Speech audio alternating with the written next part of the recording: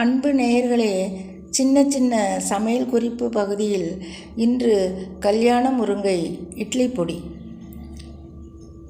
அதாவது இட்லி பொடிக்கு என்னென்ன நாம் எடுத்துக்கொள்வோமோ அத்துடன் கல்யாண முருங்கை இலையை நன்றாக கழுவி நடுவில் இருக்கும் அந்த நாரை, நரம்பு என்று சொல்கிறோம் அல்லவா, அதை அப்படியே உருவினால் வந்துவிடும்.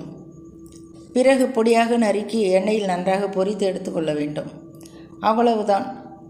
வறுத்து வைத்த பருப்புடன் சேர்த்து அரைத்தால் மிகவும் சுவையாக இருக்கும். அதாவது ஒரு 200 கிராம் பருப்பு வகைகள் என்று வைத்துக்கொள்வோமே, 2 ஈர்க்கு போதும் தழை. அதாவது அதில் 6 தழைகள் உண்டு.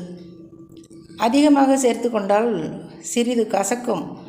இதுதான் அளவு. அன்பு நேயர்களே, மழை காலத்திற்கும் பனி காலத்திற்கும் மிகவும் ஏற்றது நம் உடல் நலத்திற்கு.